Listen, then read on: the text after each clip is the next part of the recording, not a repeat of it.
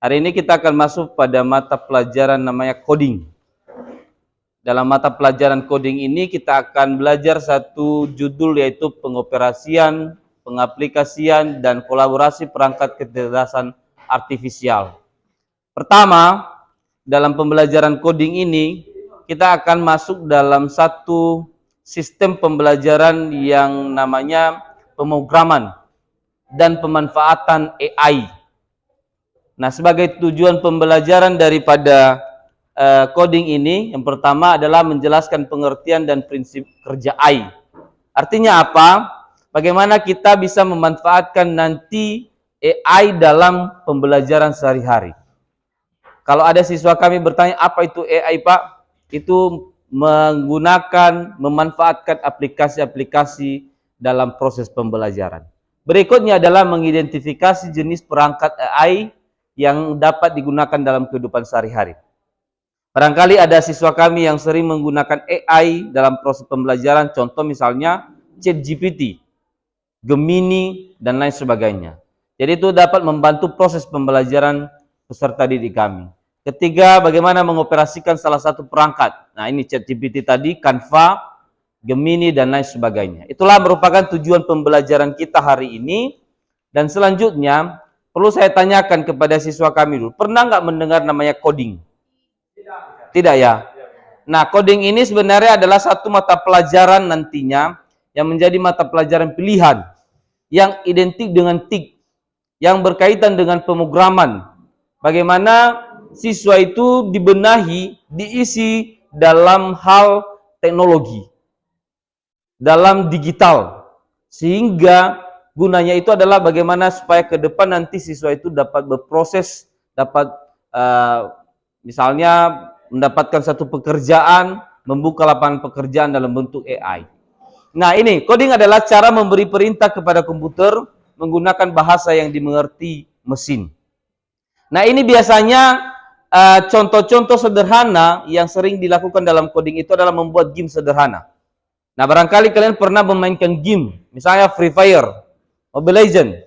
Nah, itu bagian coding yang dapat diprogramkan menjadi satu yang utuh, dia adalah game.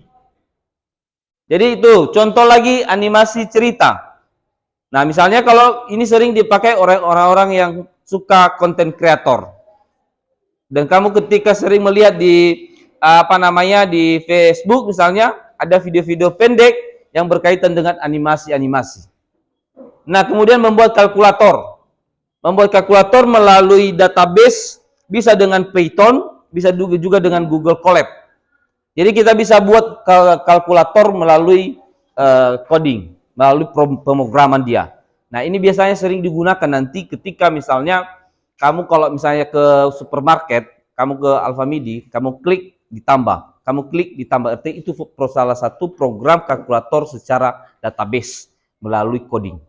Yang terakhir adalah membuat robot bergerak. Mungkin kita belum pernah melihat, tapi kita sering melihat di televisi tentang apa itu yang robot. Yang sekarang robot perkembangannya adalah dia bisa mengerjakan pekerjaan manusia.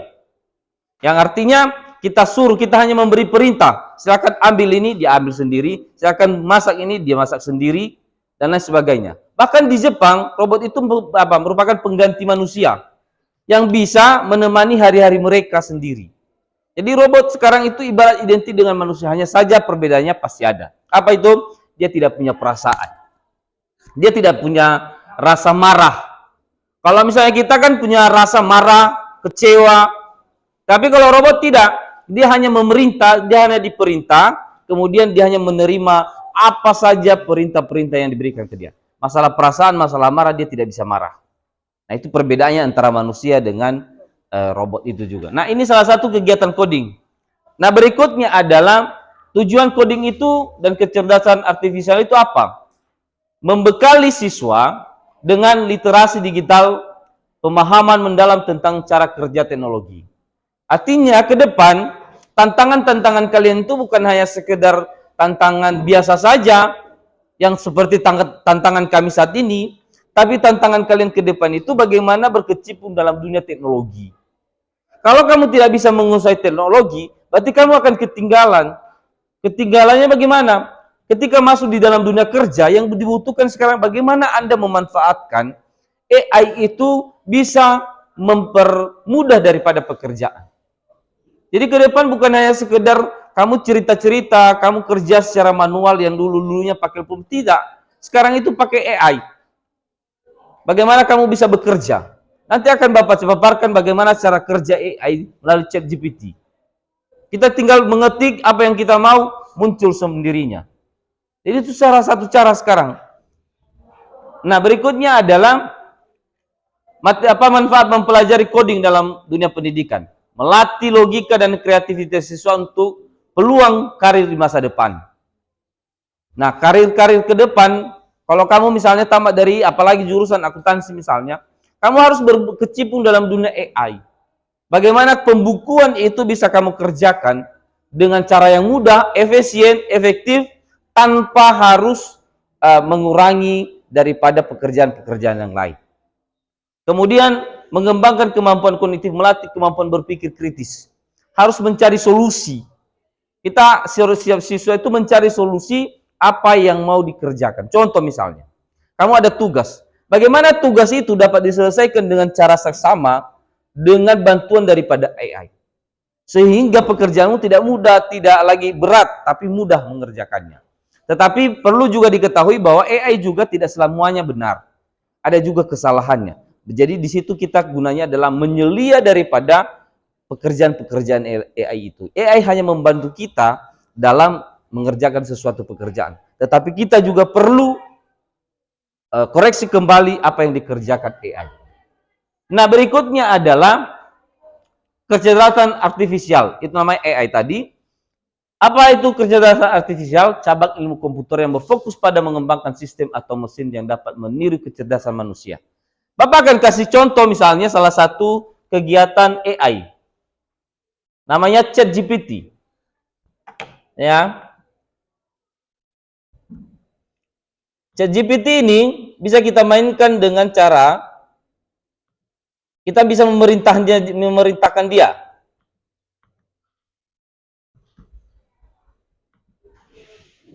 Ini dia. Nah, contoh misalnya, buatkan saya materi tentang coding. Nah, dia akan munculkan dengan sendirinya tentang sedang loading, tentang apa saja materi-materi pembelajaran codingnya. Ini dia. Tujuan pembelajaran, pengertian coding, fungsi dan manfaat coding, jenis. Jadi sekarang AI dapat membantu kita melalui aplikasi.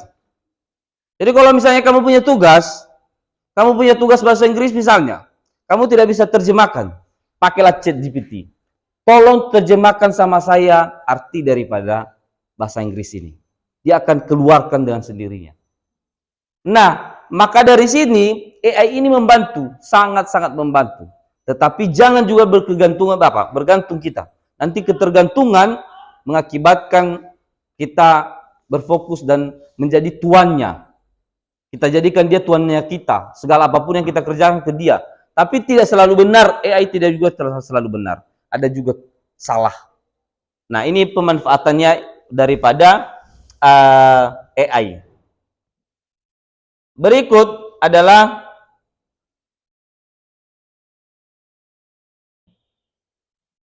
tunggu ya.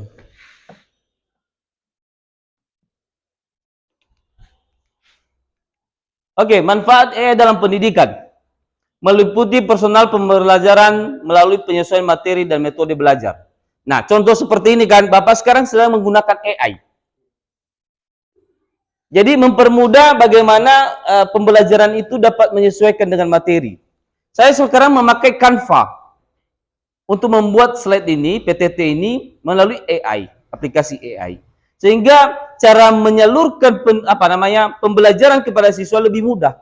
Ketika saya menjelaskan dengan cara ceramah tanpa ada menggunakan aplikasi, menggunakan proyektor dan sebagainya, mungkin barangkali ada perbedaan, ya kan? Tapi dengan misalnya saya tampilkan ini, maka kalian bisa, oh ternyata begitu cara kerja AI. Nah, salah satu cara kerja AI itu adalah Canva. Nah, ini hasil Canva, slide ini di atas. Dia munculkan gambar-gambar sama kita. Nah, berikutnya, apa manfaat untuk siswa? Ini yang Bapak jelaskan tadi, AI dapat menganalisis kebutuhan dan gaya belajar siswa untuk menyajikan materi yang paling sesuai dengan memberikan umpan balik yang spesifik. Seperti yang Bapak sampaikan tadi di ChatGPT. Kalau kita tanyakan ke dia salah satu, dia akan arahkan kita lagi. Kamu mau saya buat dalam versi yang gini enggak? Yang Word atau bagaimana? Jadi dia tanyakan umpan balik, ada umpan balik ke dia. Dari mana, kemana ketika kita tanyakan sesuatu hal, dia akan umpan balik. Dia akan tanyakan ulang ke kita apa yang maunya kita dari pembelajaran itu. Yang kita tanyakan ke dia. Nah, kemudian AI membantu menghilangkan hambatan geografis dan fisik, memungkinkan lebih banyak orang mengakses pendidikan berkualitas. Kalau kita lihat sekarang ini, mungkin kalau kita di lokasi ini masih belum paham tentang AI. Tapi kalau orang-orang di sana, yang di luar daerah, di kota, AI itu adalah merupakan salah satu hal yang membantu dan sangat-sangat membantu bagi mereka. Terlebih di kalangan pendidikan.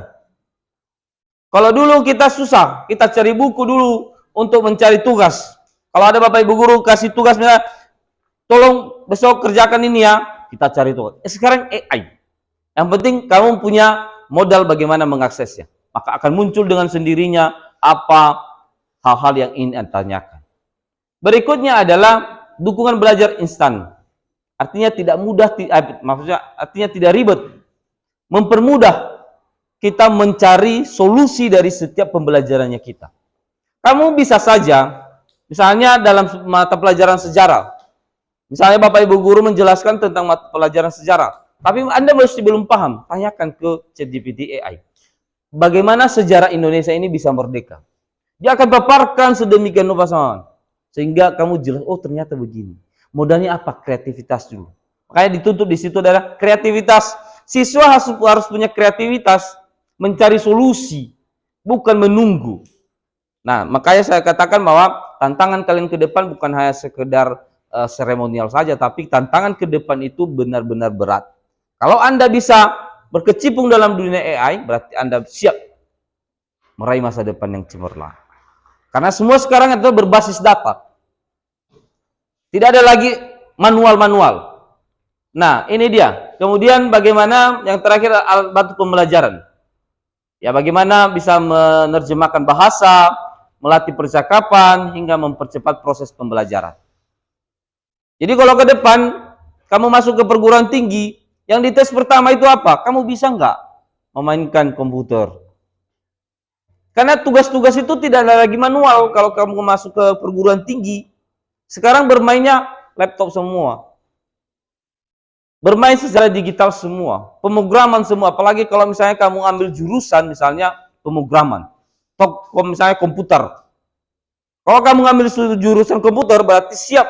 Anda siap menghadapi berbagai tantangan-tantangan. Dan modal utama adalah bagaimana Anda mampu melakukan sesuatu pekerjaan secara AI. Nah, itu dia. Nah, ini juga contoh-contoh aplikasi AI. Nah, misalnya Google. Kan sering kita gunakan Google kan?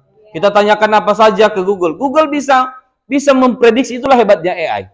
Dia bisa memprediksi apa yang kita mau. Sebelum kita habis mengetik pun, dia sudah arahkan kita ke yang kita mau. Misalnya, buatkan saya, kita ketik aja buatkan saya, dia akan cari solusi lain. Dia kasih alternatif. Sehingga kita tinggal memilih. Begitu juga kalau kita nonton YouTube. Kita ketik buatkan apa? Saya mau nonton lagu ini, maka dia munculkan berbagai versi-versi. Versi karaoke kah, versi yang lain-lain. Nah, itu salah satu AI pemanfaatan itu. Kemudian seperti GPT, Google Colab, Background, Google iStudio. Nah, ini kalau misalnya ChatGPT seperti yang Bapak jelaskan tadi, bagaimana kita mencarinya? Kalau Google Colab, ini berkaitan dengan pembuatan kalkulator tadi. Ya, pembuatan kalkulator, bagaimana bisa menggunakan kalkulator melalui database melalui Google Colab. Background, ini nanti kita akan pakai ke depan. Cara yang sering yang akan membantu kita mengerjakan soal-soal. Nanti kalau kita ujian, kita pakai background. Jadi kalau kamu punya HP, tinggal guru mengirim link ke HP Anda, ke grup kelas, maka kamu akan klik itu, kamu kasihkan namamu, kelasnya, dan akan muncul soal dengan sendirinya. Di sana ada batas waktu, ada 3 detik, 5 detik, 1 menit, 2 menit. Jadi kamu tidak perlu lagi pakai kertas. Kita benar-benar memanfaatkan AI itu untuk kegiatan pembelajaran. Jadi kamu tinggal punya handphone, kamu bisa pakai handphone temanmu, tetapi masukkan akunmu, maka kita akan kerjakan. Soal kalau misalnya 20, maka dia akan kasih waktu. Skornya langsung muncul. Berapa yang Anda jawab, maka itulah yang akan muncul. Yang salah juga dia munculkan, yang benar juga dia munculkan. Sama kalau kita misalnya, kamu pernah melihat abang-abangmu di rumah atau bapak misalnya ikut tes CPNS. Maka nilainya muncul dengan sendirinya. Ketika selesai kita klik selesai, nilainya muncul. Nah itu ya, kita ke depan akan menggunakan, hari ini kami akan mempraktekkan Pak Asab dengan menggunakan background ini. Dan berikut adalah Google iStudio. Ini biasanya sering kita gunakan bagi orang-orang yang content creator. Jadi dia bisa mengubah, kalau kami bisa lihat sekarang ini perkembangannya, mengubah foto menjadi video. Dari orang berdiri begini, bisa bergerak begini, dengan mengubah daripada posturnya. Maka itu namanya Google iStudio. Bisa juga ada capcut, ya kan? Bisa edit video, yang sering-sering content creator. Jadi sekarang itu perkembangan yang saya lihat di Facebook itu banyakan mengubah latar. Buatlah foto ini menjadi foto yang duduk di dalam istana dengan gaya seperti maka akan dimunculkan. Itu yang kebanyakan sekarang lagi hits-hitsnya di media sosial. Itu pemanfaatan AI yang artinya yang bernuansa ke positif, menghibur juga diri sendiri AI itu. Nah, inilah contoh-contohnya. Nah, ini tadi yang Bapak jelaskan peran dalam pendidikan. Otomatis membantu guru, kemudian membantu juga siswa, gaya belajar siswa, dan menjawab pertanyaan-pertanyaan secara real time. Artinya tidak menunggu. Ketika kita tanyakan ke dia melalui ChatGPT, dia akan langsung jawab. Paling lambat-lambatnya itu karena jaringan sedikit. Tapi dia akan langsung jawab. Dia juga akan berbicara ke kita secara umpan balik. Dia akan tanyakan ulang, kamu maunya gimana? Nah, coba nanti ChatGPT itu. Kalau kamu tanyakan pembelajaran, tugas-tugas kelompok misalnya, dan lain sebagainya. Dia akan buka peluang ke kita. Nah, itulah daripada kegiatan-kegiatan daripada AI ini. Jadi kalau ke depan misalnya siswa kami mau tahu tentang bagaimana cara kerja AI, kita akan ajarkan. Ini yang Bapak jelaskan tadi adalah AI ini adalah satu mata pelajaran nanti ke depan. Maka disiapkanlah siswa itu bagaimana merespon daripada mata pelajaran coding ini. Sehingga coding ini benar KA. Nah, inilah salah satu nanti ke depan yang akan kita paparkan. Nah, dari hal yang Bapak sampaikan ini dulu, ada kira-kira enggak yang perlu ditanyakan? Misalnya tentang daripada coding dan artifisial ini. Bagaimana pengoperasian, pengaplikasian, kolaborasi perangkat kecerdasan artifisial. Kalau ada pertanyaan, silakan. Bapak akan munculkan satu. Kalau anak kami menanya, bagaimana sih Canva, Pak? Ini Canva. Ini salah satu aplikasi Canva untuk membuat presentasi. Nah, ini yang Bapak gunakan tadi. Kita bisa gunakan Canva ini dengan presentasi. Nah, ini. Misalnya kamu buat slide. Misalnya tugas-tugas kelompok kan bisa. Nah, ini dia Canva. Tidak perlu harus lagi menggunakan PowerPoint. Canva sudah disediakan berbagai macam gambar, berbagai macam media yang muncul di dalamnya. Terserah kita yang menarik apa. Seperti hari ini kan Bapak akan tampilkan misalnya tentang coding. Berarti saya akan cari tentang bagaimana gambar-gambar penggunaan pemrograman. Jadi kalau kamu presentasi, kalau punya laptop sebenarnya bisa presentasi sekarang itu kita presentasi di bidang mata pelajaran apa saja melalui Infocus. Kita akan gunakan Canva sebagaimana bermanfaatnya. Nah, sekiranya demikianlah pembelajaran tentang coding ini. Kalau ada pertanyaan dari siswa kami, maka boleh ditanyakan. Kamu dulu. Udah, stop. Gak ada. Ada pertanyaan? Gak ada. Udah, stop. Yang penting saya